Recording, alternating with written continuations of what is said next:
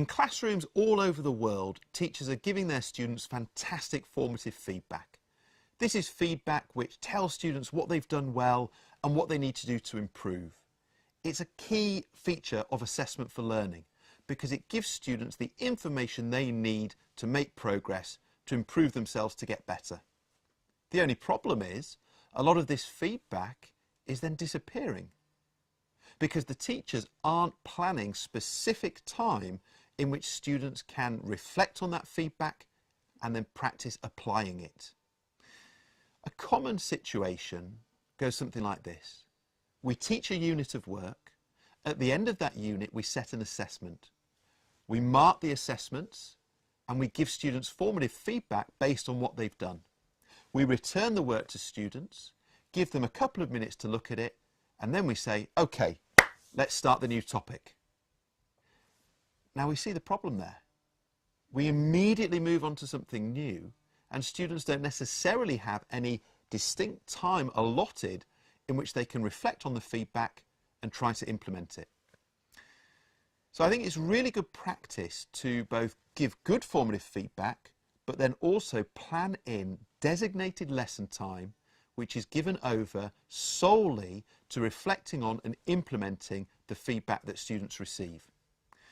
Without this, I think we can be fairly confident that a lot of learners will forget their feedback or will put it to one side and think, I'll go back to that later, but then we'll do something new, we'll have some new content, and it will get lost. Now, there will be a few learners who are sufficiently conscientious to implement that feedback without our intervention, but certainly from my own experience, that's not the case for the majority of learners.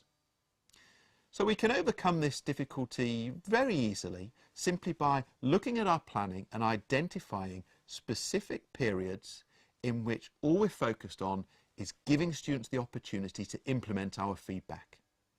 And I think it's really good to tie together the marking of assessments with the follow-up time when feedback takes centre stage.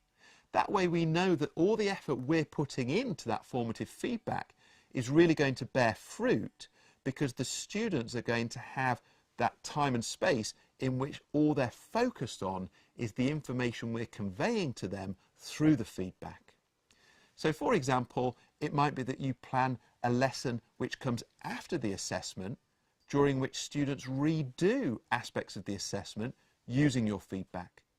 Or maybe in a primary context, you might say that the first 20 minutes of each day is going to be feedback time, during which students think about their feedback, discuss it, try to put it into practice, and you circulate offering support.